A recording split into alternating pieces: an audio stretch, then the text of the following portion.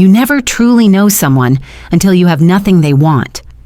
I learned this from my own daughter in a doctor's waiting room with a 2-minute phone call that dismantled 45 years of my life. I was sitting there on that unforgiving green plastic chair, surrounded by the muffled coughs and weary sighs of strangers. The air smelled of antiseptic and faded perfume, a scent of quiet desperation. I was clutching my purse on my lap, the same one Robert, my husband, had bought me for our 40th anniversary. He'd said the burgundy leather matched the feistiness he still saw in my eyes. That was 6 months ago. Now, the feistiness felt like a distant memory, buried alongside him. The phone vibrated against my thigh, a jarring intrusion into the sterile silence. I fumbled for it, my heart giving a little leap. It was my daughter, Helen, my only child. In the bleak landscape of my widowhood, her calls were tiny, precious oases of connection. I swiped to answer, a small, expectant smile already forming on my lips. "Helen, sweetheart?" Her voice came through, and it was all wrong. It was flat, stripped of its usual warmth, a monotone recitation. "Mom, we're going on a trip to Europe tomorrow. I already sold your beach house and your car. We needed the money. Bye." Click. The dial tone was a deafening roar in my ear. I sat there, the phone still pressed to my face, the words echoing in the hollowed-out chamber of my mind. "Sold your beach house, sold your car. Bye." They were just syllables, but they carried the weight of a wrecking ball. 45 years. 45 years of rocking her to sleep, of bandaging scraped knees, of teaching her to ride a bike, of sitting through endless school recitals, of sacrificing new dresses so she could have the best, of pouring every ounce of my love and life into her. And she had discarded me, like a piece of garbage, like a used tissue, with a 2-minute phone call. The air left my lungs in a slow, painful sigh. I should have been crying. I should have been screaming, but I felt nothing. A vast frozen tundra where my heart used to be. And then something strange happened. A calm so profound and so alien settled over me. It was the first moment of true peace I'd felt since Robert left me, because in that icy, still silence, I remembered. It was 3 days before he died. We were in the kitchen, the morning sun painting gold stripes on the checkered tablecloth. Robert had finished his coffee and was watching me, a familiar, tender look in his eyes. But beneath it, I saw something else, a shadow, a preoccupation. "Haley," he'd said, his voice soft. He was the only one who ever called me that. He reached into his old leather satchel and pulled out a thick manila envelope. "I need you to put this in the bottom drawer of your dresser, the one with your winter sweaters." I'd taken it, feeling the substantial weight of it. "What is it, my love? More paperwork?" He'd cupped my face, his thumb stroking my cheek. "Just some things. If something happens to me, I want you to open it, but not right away. Wait a while. Open it only when you feel ready, when you really need it." I'd nodded, trusting him completely, as I always had. I'd taken the envelope, tucked it away in the drawer, and forgotten about it. The tsunami of his death, the shock, the gut-wrenching grief, the funeral arrangements, had washed everything else away. In the fog of those months, the envelope had ceased to exist. But now, it was all I could think about. It was a lifeline I hadn't known I possessed. The nurse called my name. I moved through the examination like an automaton. The doctor, a kind man with spectacles perched on his nose, told me I was in remarkable health for 71. "Just get more rest, Mrs. Robbins. Eat well. The body needs time to heal from a loss." I nodded and smiled, a hollow, practiced gesture. My mind was 1,000 miles away in the bottom drawer of my dresser, wrapped in a manila shell. I left the clinic and walked to the bus stop. The world outside seemed different, the colors both sharper and more meaningless. According to my daughter, I no longer had a car. I was now a woman who took the bus. But as I stood there, watching the traffic flow past, I couldn't help the small, bitter smile that touched my lips. There was a cruel poetry to it all. Helen thought she had left me with nothing, but she had no idea that her father, my dear, clever Robert, had always been 3 steps ahead of everyone. The bus arrived with a sigh of hydraulic brakes. I found a seat by the window and watched my city slide by. The houses with their tidy lawns, the bustling shops, the people hurrying along the sidewalks, each one a universe of private joys and sorrows. I had been one of them, a grieving widow, an object of pity. But now I had a secret, and secrets are a kind of power. When I got home, the silence of the house greeted me, as it always did. But today, it didn't feel oppressive. It felt expectant. I didn't stop to take off my coat. I walked straight to my bedroom, my heart beginning to drum a steady, anxious rhythm against my ribs. I knelt before the dresser, the old wood creaking in protest. I pushed aside the soft cashmere sweaters Robert had loved to see me in, my fingers searching in the dimness of the drawer. And there it was, the envelope, solid, real. My name was written on the front in his precise, elegant handwriting, for Haley. Just seeing those 2 words in his script brought a fresh wave of grief and love so potent it stole my breath. I carried it to the bed, our bed, and sat on the edge, the weight of it heavy in my lap. The house was growing dark, the evening shadows stretching across the room like long, lazy cats. I didn't turn on the lamp. This felt like a moment that needed to happen in the half-light, a secret transaction between the past and the present. With trembling fingers, I broke the seal on the envelope. I pulled out the contents, a sheaf of papers that felt like destiny. There were legal documents, deeds with official stamps, bank statements with numbers that made my eyes widen, and a letter, several pages long, in Robert's hand. I unfolded the letter, the paper rustling in the quiet room, and then I began to read. My dearest Haley, if you are reading this, it means I am no longer with you. Forgive me, my love, for keeping this from you all these years. I never wanted you to worry about money, to lose sleep over investments or market fluctuations. My job was to love you and provide for you, and I wanted that to be a quiet, simple joy, not a source of anxiety. Over the years, the money we saved, every penny we scrimped and put away, I invested. I wasn't just a bus driver, my love.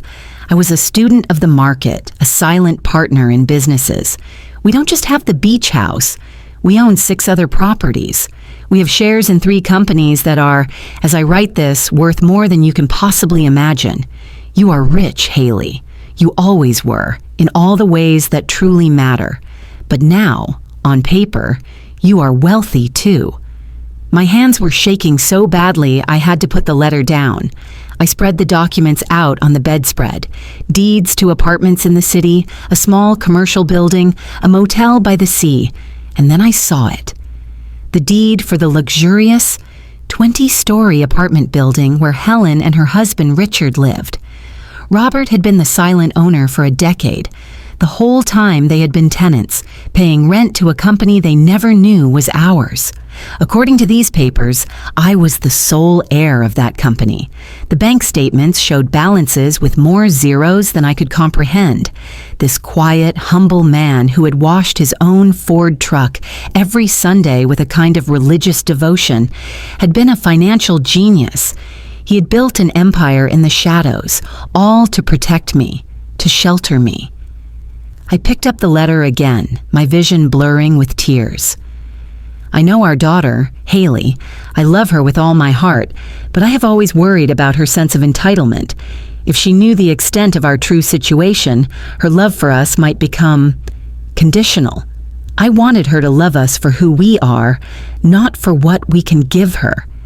The irony is not lost on me as I write this. I fear the very wealth I built to protect you may one day be what comes between you. The prescience of his words was a physical blow. He had seen this coming. He had known the flaw in our daughter's character that I, in my maternal blindness, had refused to see. I sat there for a long time as the room plunged into full darkness. The documents were scattered around me like the pieces of a shattered illusion. The life I thought I had, the simple, modest life of a widow facing a frugal future, was a lie. Helen thought she had left me destitute, when in reality she had sold 2 pennies from a fortune she couldn't even conceive of. That night, I didn't sleep. I paced the rooms of our house, my fingers trailing over the familiar furniture, the knickknacks collected over a lifetime. I stopped before the gallery of family photos on the living room wall. There was Helen at 5, a gap-toothed grin, sitting on Robert's shoulders, her small hands tangled in his hair. Where was that little girl? When had her laughter been replaced by that cold, calculated voice on the phone? The betrayal wasn't just about the money. It was the sheer, effortless cruelty of it. The way she had reduced a lifetime of shared history, of love and sacrifice, to a simple transaction. She hadn't just taken my house and my car. She had taken my place in her world, and she had done it without a single backward glance. The phone rang the next morning, shattering the dawn's quiet. It was Helen again. This time, her voice was different, softer, layered with a false concern that made my skin crawl. "Mom, how are you? I wanted to let you know we transferred the money from the house and the car. We deposited your share into your account." My share. The words were so audacious they were almost impressive. I kept my voice calm, a quiet lake hiding turbulent depths. My share? Yes, Mom. We obviously weren't going to leave you with nothing. We gave you 30%. That's fair, right? We need the bulk of it for our investment in Europe. Richard has an incredible opportunity. 30% of my own possessions. She was not just a thief, she was a generous thief. "I see," I said, my voice barely a whisper. "And when do you leave?" "This afternoon. Our bags are packed. We'll be gone for at least 6 months. Maybe more if the business goes well. But don't worry, Mom. When we get back, we'll help you find a small apartment. Something more suited to your needs." Suited to my needs. The condescension was a sharp needle piercing what was left of my heart, as if she, who had just pillaged my life, had any idea what my needs were. "Okay, Helen. Have a safe trip." "Oh, Mom," she said, her voice dripping with a relief that was utterly repulsive to me. "I knew you'd understand. You've always been so compassionate. We love you so much." The line went dead. I stood there, the cordless phone gripped tightly in my hand, and then, for the first time since Robert's death, I laughed. It was a raw, broken sound that tore from my throat, but it was genuine. The absurdity of it all was simply too much. My daughter had robbed me, patronized me, and abandoned me, all while professing her love. It was the most tragic comedy I had ever been a part of. I walked to the window and peered through the lace curtains. A little while later, a taxi pulled up outside their building across the street. I watched Richard haul oversized luggage into the trunk. Helen followed, carrying a designer carry-on bag that probably cost more than the share she had left me. They were laughing, kissing, their faces alight with excitement. They looked like actors in their own glamorous movie. They never once looked toward my window. They never waved goodbye. As the taxi pulled away, carrying my daughter and her husband toward their European fantasy, I turned from the window. The performance was over. The audience was gone. Now, it was my turn to take the stage. I sat at the kitchen table, Robert's documents spread before me like a general's battle plans. I could call a lawyer, of course. I could have the sale of the beach house nullified by lunchtime. I could have the police at their door for fraud, but that felt direct, uninspired. A sledgehammer when what was needed was a scalpel. Robert hadn't just left me wealth, he had left me a weapon, and he had left me a choice. I could reclaim what was mine with loud legal fury, or I could do something far more meaningful. I could teach my daughter a lesson she would never forget. I reached for the phone and dialed a number from memory. Mr. Hartman, the lawyer who had handled Robert's will. He had given me his card at the funeral, a kind, older man with eyes that held a deep understanding of loss. "Mr. Hartman," I said when he answered, my voice steady and clear. "This is Haley Robbins. I need to see you. It's urgent." I became a ghost in my own life, silently pulling the strings of my daughter's downfall, all from the kitchen table where I'd once served her childhood meals. Mr. Hartman's office was exactly as I remembered it, from the one time Robert had brought me years ago. Dark wood, leather-bound books, and the faint, comforting smell of old paper and polish. It was a sanctuary of order, a stark contrast to the chaotic wreckage of my heart. He rose from his imposing desk as I entered, his expression one of gentle concern. "Mrs. Robbins, it's good to see you. Please, have a seat." He gestured to the plush chair opposite him. "How have you been holding up?" I didn't bother with the pleasantries. I placed my sturdy tote bag on my lap and withdrew the manila envelope. Its very presence felt like summoning a ghost. "I found this, Mr. Hartman, after Robert passed. I need you to help me understand what it all means." I slid the envelope across the polished surface of his desk. He opened it with careful, practiced hands, his eyes scanning the first document, then the next. His professional composure flickered, then dissolved into outright astonishment. He looked up at me, his glasses perched on the end of his nose, his mouth slightly agape. "Haley, this is," he stammered, uncharacteristically lost for words. "This is an empire. Robert was... I had no idea." "Neither did I said, my voice calm. "He was a bus driver who loved crossword puzzles and washing his truck on Sundays. I never imagined he was also a silent partner in half the city." Mr. Hartman continued to sift through the papers, muttering under his breath. "The commercial properties, the Brighton Avenue apartments, the shares in North Star Technologies. Good heavens." He finally looked at me, his expression now one of sheer professional awe. "These are all legitimate, Haley, and they're all yours. You are, for all intents and purposes, an extremely wealthy woman." "I know what the papers say," I replied, leaning forward slightly. "What I need to know now is what I can do. My daughter, Helen, sold my beach house in Seaview and my late husband's Ford truck. She had no legal right to do so. She presented documents, power of attorneys I apparently signed in my grief, that gave her the authority." His face darkened. "We can get the house back immediately. The sale was fraudulent. As for the truck, that might be more complex, but we can certainly try. And we can, and should, proceed with legal action against Helen for fraud and coercion." I shook my head, a slow, deliberate motion. No legal action. Not like that." He looked perplexed. "I'm not sure I understand. She committed a crime." "I don't want her in jail, Mr. Hartman. I want her to understand." I held his gaze, allowing the steel that had been forged in that doctor's waiting room to show in my eyes. "I want everything to remain a secret. I need you to help me quietly, discreetly, regain control of everything. I want the Seaview house back, and I want full, undeniable control of all these properties, especially the one she currently calls home." "The Parkside Tower," he said, understanding dawning on his face. "You want to be the silent landlord." "I want to be the architect," I corrected him softly. "I have a plan, Mr. Hartman, and for it to work, Helen cannot know, not until the right moment. Can you help me?" He studied me for a long moment, and I saw the shift in his eyes, from seeing a vulnerable widow to recognizing a determined client.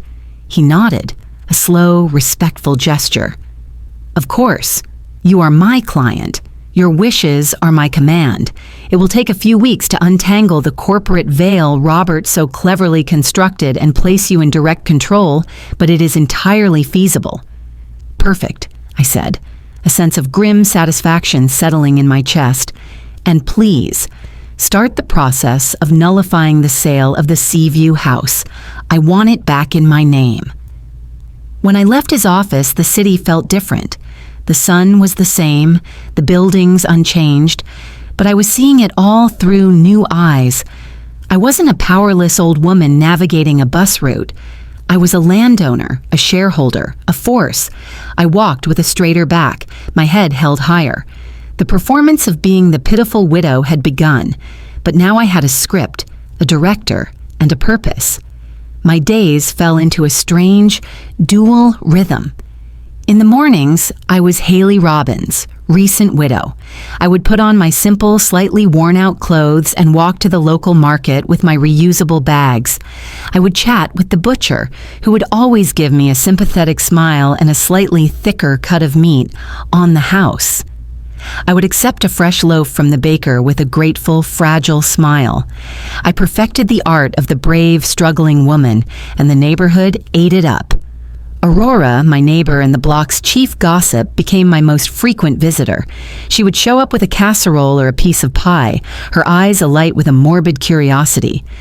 "Haley, dear, any word from Helen?" she asked one afternoon, settling into my kitchen chair as if it were a throne of judgment. I sighed, the picture of weary resignation. "She called from Paris, I think. She sounded happy. They're very busy with Edward's new business venture." I made sure to inject just a hint of wistful pride into my voice. Aurora patted my hand. "It's good that she's building a life for herself, but to leave you all alone like this." She let the sentence hang, a perfect bait of disapproval. "Oh, I manage," I said, stirring my tea. "It's quiet, but I have my routines." This was my daytime role, the stoic, abandoned mother, a character everyone understood and pitied. But my afternoons were for the war room. Once Aurora had gathered her intelligence and left, I would retreat to the kitchen table, which was now strewn with not just Robert's original documents, but the new updates Mr. Hartman sent via a discreet courier service. I learned about property management, equity, and commercial leases. I discovered that the Parkside Tower, Helen's building, was not just a source of rental income. It was sitting on land whose value had quadrupled in the last decade. Robert's foresight was breathtaking. I also learned more about Richard, my son-in-law. Mr. Hartman, using his network, uncovered that Richard had a gambling problem he'd kept well hidden from Helen. He had taken out massive loans, not just against their apartment, but against future earnings from the fictional European business. He was a house of cards, and the slightest breeze would collapse him. I simply had to wait for the wind to change direction. Weeks turned into a month. Mr. Hartman called with his first major victory. "Haley, the Seaview house is yours again. The buyers were refunded in full. They were innocent in all this. The title is clear and back in your name." A wave of visceral relief washed over me. That house was more than wood and nails. It was the physical manifestation of our family's joy. "Thank you, Mr. Hartman. And the Parkside Tower?" "The corporate transfer is complete. You are now the sole decision maker for the holding company that owns it. You can raise rents, approve renovations, or issue eviction notices. The power is entirely yours." The day after I received that news, I took the bus to Seaview. I didn't go inside. I sat on the low stone wall across the street and just looked at it. The cream-colored siding, the porch swing Robert had installed, the hydrangea bushes I had planted the year Helen turned 16. It stood there, solid and waiting, a testament to a love that had not been erased by betrayal. A young couple came out, the ones who had bought it from Helen. They looked confused and upset, talking animatedly on the phone. I felt a pang of guilt for the disruption in their lives, but it was a necessary casualty in this quiet war. The man noticed me and walked over. "Ma'am, are you okay?" I gave him my best grandmotherly smile. "I'm fine, thank you. I was just remembering. I knew the previous owners. A lovely family." He shook his head, frustration etched on his face. "It's a mess.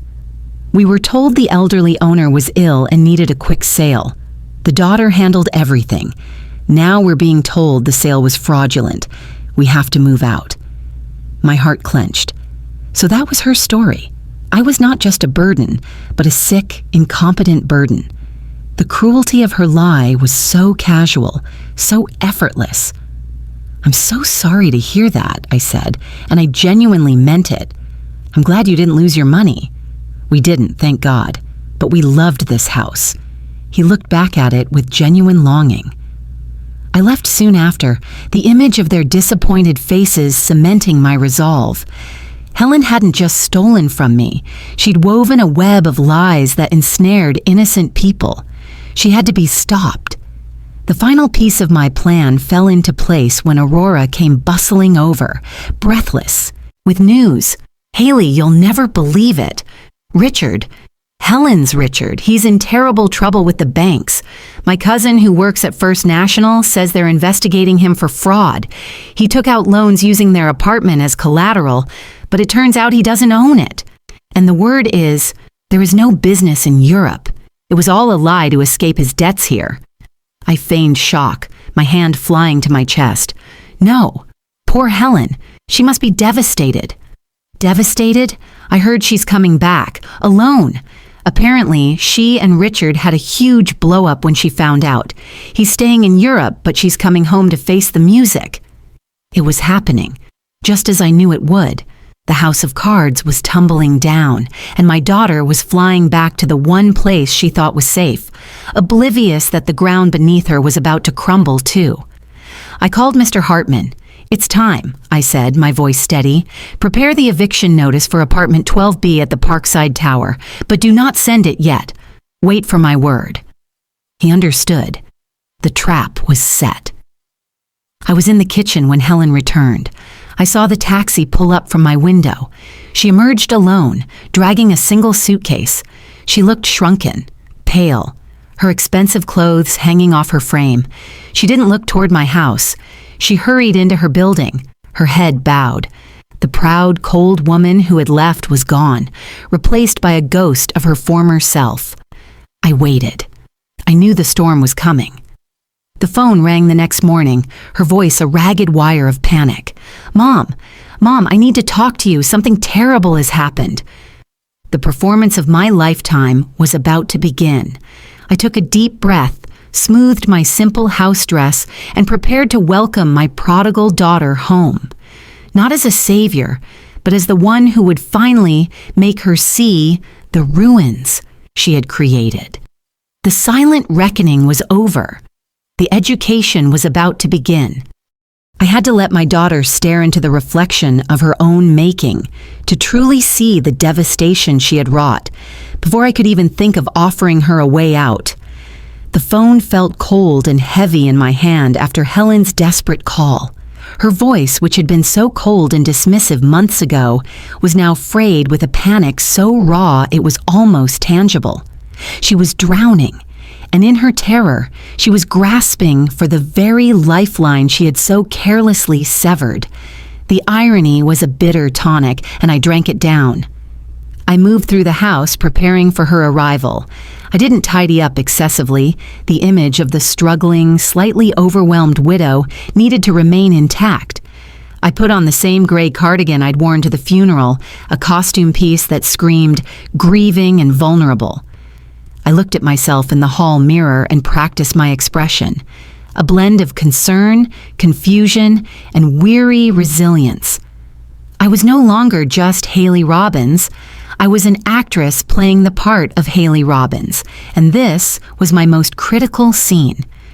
When the doorbell rang, its chime sounded like a starting pistol. I opened the door, and the sight of her almost broke my resolve. The daughter, who had left with designer luggage and an air of invincibility, was gone.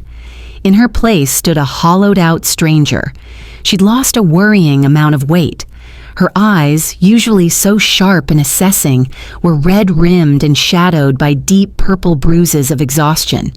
Her hair was lank, and her clothes, though once expensive, were wrinkled and looked as tired as she did. "Mom," she whispered, and for a heart-stopping second, I thought she might collapse into my arms. Instead, she stood rigid on the porch, as if she'd forgotten how to cross the threshold. "Come in, honey," I said, my voice soft, carefully modulated to sound like a safe harbor. "Let me get you some coffee." She followed me to the kitchen, her movements slow and heavy, like someone walking through deep water. She sank into the same chair she'd occupied as a teenager after a bad day at school. I busied myself with the coffee pot, the familiar ritual giving me a moment to steady my nerves. The mother in me wanted to gather her up, to rock her and tell her everything would be all right. The woman Robert had empowered, the one who had been betrayed, held firm. Comfort would come later if it was earned. First, there had to be clarity. I placed a steaming mug in front of her and sat down. She wrapped her hands around it, not for warmth, but for something solid to hold on to. "Mom," she began, her voice cracking, "I'm so sorry. For the way I left, for everything. I know I didn't treat you well." I waved a dismissive hand, the picture of maternal forgiveness. "It's in the past, honey. Don't trouble yourself with that now." I needed her to keep talking, to lay her devastation bare. "No, it's not," she insisted, a tear finally escaping and tracing a path down her cheek. "I treated you horribly. I said awful things. And now..." Her voice broke completely. "Now I have no one." "Tell me what happened with Richard," I prompted gently, steering her toward the epicenter of the earthquake. The story tumbled out of her in ragged, disjointed pieces. A waitress in a Paris hotel, the discovery of forged documents, the realization that the business opportunity was a fantasy fabricated to fund his escape from a mountain of debt. "He just left, Mom. He took what little money we had left and vanished. His phone is dead. He's gone." She told me about the loans, the ones he'd taken out in her name, using the apartment as collateral. "The banks are coming after me. They say I'm responsible. And on top of all that..." She took a shuddering breath, her eyes wide with a fresh wave of fear. "I got this." She pulled a crumpled letter from her pocket and slid it across the table. It was the eviction notice from Mr. Hartman, crisp and official. I made a show of putting on my reading glasses, my hands trembling slightly, not from nerves, but from the sheer, staggering power of the moment. I was holding the instrument of my own design, watching its effect on its intended target. "This says you have 30 days to vacate the Parkside Tower," I said, my tone laced with well-practiced confusion. "But how? I don't understand. Who is this company?" "I don't know," she cried, her composure shattering. "I've never heard of them. Robert Investments? It sounds like..." "But it can't be, can it? Do you know anything about this, Mom?" I looked her directly in the eyes, my gaze clear and innocent. "No, honey. I've never heard that name before. Your father never mentioned any company like that." The lie came smoothly, a necessary poison. "Are you sure the letter is legitimate?" "I called the number. It's a real law firm. They confirmed it.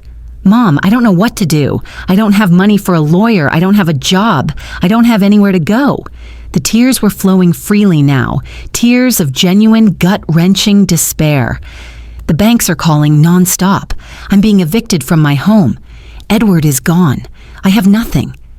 She buried her face in her hands, her shoulders shaking with sobs that seemed to tear themselves from a place of profound brokenness. I sat and watched, my own heart a battlefield where maternal instinct warred with a fierce, righteous justice. This was the woman who had coldly sold my sanctuary, who had discarded me like yesterday's news, and here she was, utterly destroyed. Then she asked the question I knew was coming, the one that was the entire point of this painful exercise. "Mom." She looked up, her face ravaged by tears. "I know I have no right to ask, but can I stay here? With you? Just for a little while. Just until I can find a job and get back on my feet." There it was. The prodigal daughter, returning not to a fatted calf, but to the humble table she had once scorned. I let the silence hang for a moment, a deliberate pause, to let the weight of her request settle. "Of course, honey," I said, my voice soft as velvet. "This will always be your home." The relief that washed over her face was so profound it was almost painful to witness. She got up, and this time, she did hug me. It was a desperate, clinging embrace, the embrace of a shipwreck survivor who has finally found solid ground. I hugged her back, my arms around the daughter I loved and the stranger I was still coming to know. But my embrace was not the unconditional sanctuary she believed it to be. It was the next phase of the plan. Having her under my roof was not an act of mercy. It was strategic. It was the only way to ensure she would experience, firsthand, the full weight of the life she had chosen for me. She moved in the next day. I watched from the window as she hauled 2 suitcases and a single cardboard box from a taxi, the pitiful remains of her life of supposed luxury. She looked small and humiliated, a far cry from the woman who had loaded lavish luggage weeks before. I gave her old room. I watched her unpack. The simple, childish furniture, a stark contrast to the minimalist luxury of her apartment. Every movement was steeped in a quiet shame. She was back in her girlhood bedroom, a living testament to her own catastrophic failures. Our new life together began, a strange domestic pantomime. I played my part to perfection. I was the concerned, slightly helpless mother, offering tea and quiet sympathy. She, in turn, was desperate to be useful, to atone. She cooked simple meals, cleaned obsessively, and jumped at every chance to run an errand. The power dynamic had completely inverted. She was the supplicant, and I was the benevolent, if somewhat pitiable, queen of our small, shabby kingdom. The neighbor's pity became a constant soundtrack. Aurora was a frequent visitor, her eyes gleaming with the latest intelligence. "Haley, I saw Helen at the market," she'd say, her voice dropping to a conspiratorial whisper. She was comparing prices on canned soup. Can you imagine? Helen! She looked so ordinary. I would just sigh and shake my head. She's trying, Aurora. It's a difficult adjustment. But while I played the part of the poor widow by day, my afternoons were filled with silent, powerful activity. Mr. Hartman and I were in constant, discreet communication. The legal machinery was grinding away, separating Helen's financial identity from Richard's fraudulent web. Every day I gained more power, and every day she sank deeper into what she believed was powerlessness. The true turning point came when she found a job, not in an office, not in management, but as a night cleaner in a downtown office building. She came home after her first day, her shoulders slumped, her feet dragging. The expensive handbag was replaced with a worn canvas tote. Her face was etched with a new kind of fatigue, one born of physical labor and profound humiliation. "How was it?" I asked, pouring her a glass of water. "Hard," she admitted, sinking into a chair, "but not as bad as I thought. The other women, they're kind. One of them, Mrs. Gable, has been doing it for 20 years. She said there are 2 types of people who end up doing this job. The ones who never had opportunities, and the ones who ruined the opportunities they had." She looked at me then, her eyes clear for the first time since her return. I told her I was in the second group. In that moment, watching my daughter, the girl who had been given every advantage, every ounce of love and support, except her place in that second group, I felt the first, real, unorchestrated pang of something resembling progress. This wasn't part of my script. This was her, finally, truly, seeing herself. The performance was no longer just a performance. The lines between my plan and her genuine transformation were beginning to blur. She was hitting the rock bottom I had needed her to find, and she was starting to dig herself out, not with my money, but with her own 2 tired hands. The lesson was being learned. Now I had to decide when and how to finally reveal that the teacher had been holding the ladder all along.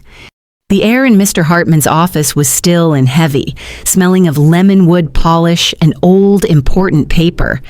Helen sat beside me, a nervous energy radiating from her. She had dressed in her best remaining outfit, a simple navy blue dress that hung a little loose on her now thinner frame. She was wringing her hands, a gesture I hadn't seen since she was a little girl waiting for her school report card. "Mr. Hartman, thank you for seeing us," she began, her voice tight with anxiety.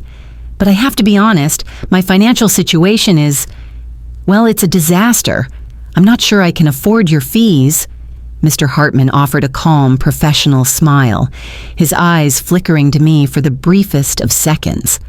"That's precisely what we're here to discuss, Helen.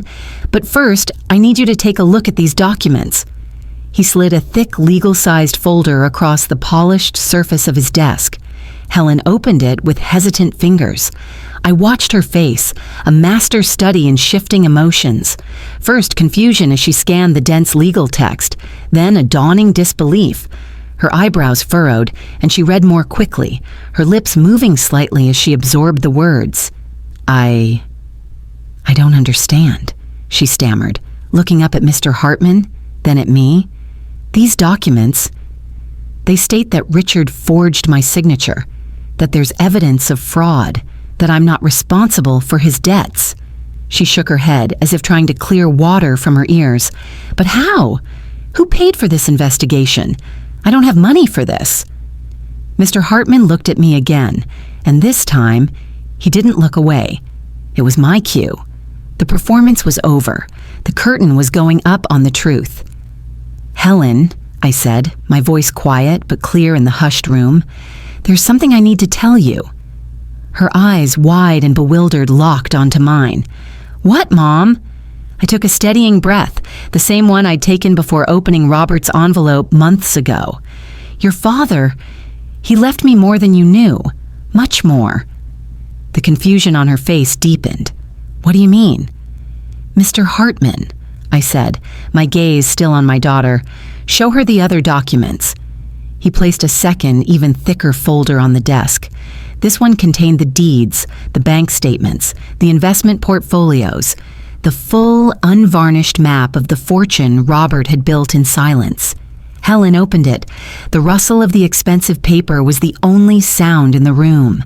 She began to read, her face undergoing a seismic shift. Confusion gave way to shock, then to a slow, dawning horror as comprehension flooded her features. "Mom," she whispered, her voice trembling, This says you are the owner of the Parkside Tower, the building where we lived." She looked up, her eyes searching mine for a denial that wouldn't come. "Yes.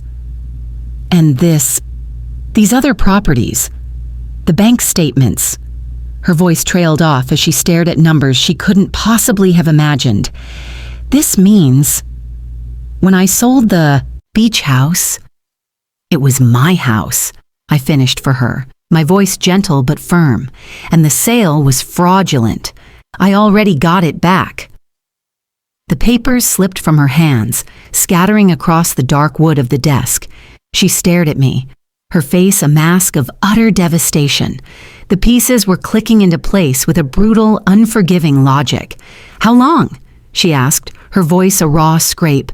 "How long have you known all of this?" "Since the day you called me from the doctor's office." The words landed like physical blows. She recoiled, pressing herself back into the leather chair as if trying to escape them. "You knew?" she breathed, the horror in her eyes deepening into something akin to betrayal. "You knew all of this when I came back from Europe, when I was crying on your doorstep, when I was begging for your help. You knew you could solve all my problems when you watched me crying every night, when you saw me leave to clean offices." The room was thick with the weight of her accusation. This was the moment I had both dreaded and orchestrated. This was the reckoning. "Yes," I said, and the word hung in the air, simple and absolute. "Why?" The question was a plea, torn from the deepest, most wounded part of her. "Why did you let me suffer? Why did you let me think we were both poor and desperate when you could have fixed everything?" "Because you needed to learn something, Helen. Something you couldn't learn any other way." I leaned forward, my elbows on my knees, my eyes never leaving hers. You needed to learn the value of the things you had so carelessly thrown away. The value of family, of respect, of responsibility. When you abandoned me, you didn't just take money from me. You took my dignity. You took my trust. You took the love I had given you for 45 years, and you treated it like a transaction. Tears began to stream down her face, but they were different from the tears of self-pity I had seen before. These were tears of profound, agonizing understanding. I abandoned you when you needed me most, she whispered, echoing my words back to me as if hearing them for the first time. Yes, I treated you like garbage. Yes, and you saved me anyway. Yes, I said softly, but not in the way you expected. I didn't save you by giving you money so you could continue making the same mistakes. I saved you by letting you hit rock bottom so you could learn how to save yourself. Mr. Hartman, who had been a silent witness to this raw familial surgery, gently intervened. Helen, your mother has paid all the legal expenses to separate you from Richard's debts. The process is nearly complete. You will be completely free of any legal or financial responsibility for his actions. Helen looked from him to me, the information failing to register amidst the emotional cataclysm. And my job, she said almost to herself, the cleaning. You can quit if you want, I told her, but I hope you don't. She looked at me, truly baffled. Why? Because that job is teaching you something you never learned when everything was handed to you. It's teaching you the value of your own effort, the dignity of honest work, the importance of valuing every single dollar you earn. She was silent for a long time, just looking at me. The anger and betrayal in her eyes slowly melted away, replaced by a dawning, humbling respect. She wasn't looking at her mother anymore. She was looking at a woman, a strong, strategic, and fiercely loving woman who had just administered the hardest lesson of her life. "Do you forgive me, Mom?" she finally asked, her voice small. "I forgave you a long time ago, Helen," I said. "The question is, can you forgive yourself?" "I don't know if I can," she admitted, fresh tears welling. "I did unforgivable things." "People make mistakes," I said, echoing the words I'd practiced in the mirror. "The important thing isn't the mistake. It's what we do after we recognize it." We left Mr. Hartman's office an hour later, the legalities settled. We walked through the bustling city streets, but we were in our own silent world. The dynamic between us had been fundamentally, irrevocably altered. That night, Helen didn't go to her cleaning job. She called them and quit. But the next morning, she was up early, dressed not in work clothes, but in a simple, neat outfit. "I'm going to the community college," she announced over breakfast. "I'm going to enroll. I want to study social work." I looked at her, my heart swelling with a pride I hadn't felt in years. Social work? Those women I worked with, Mom, Mrs. Gable and the others, so many people are going through terrible times with no one to help them. I have this experience now, this understanding. I want to use it. I want to use the resources we have to help other women who are going through what I went through, but who don't have a mother like you waiting in the wings. It was the perfect, unscripted conclusion. She hadn't just learned her lesson, she had found a way to transmute her pain into purpose. In the weeks and months that followed, our life found a new rhythm, a true one, built not on lies or performances, but on mutual respect. Helen kept her word. She enrolled in classes, paying for them with the money she saved from her job. She continued to live with me, but she insisted on paying a fair share of the expenses, treating our relationship as a partnership between two independent women. We went back to the beach house together one bright Saturday. She walked through every room, her fingers trailing over the memories. She didn't apologize again with words. Instead, she turned to me. "Mom, I have a proposal. I want us to turn this house into something. A temporary shelter for women and children leaving dangerous situations. A place where they can breathe and start to put their lives back together."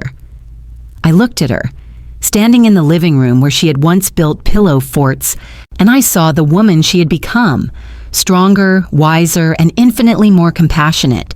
Robert's legacy wouldn't just be the money, it would be the redemption it helped forge. "I think that's a beautiful idea, Helen," I said, my voice thick with emotion. "The best sanctuaries are the ones that are shared." That night, I stood by my bedroom window, looking up at the stars. I didn't feel the cold satisfaction of revenge. I felt the warm, profound peace of restoration. Justice had not been a punishment.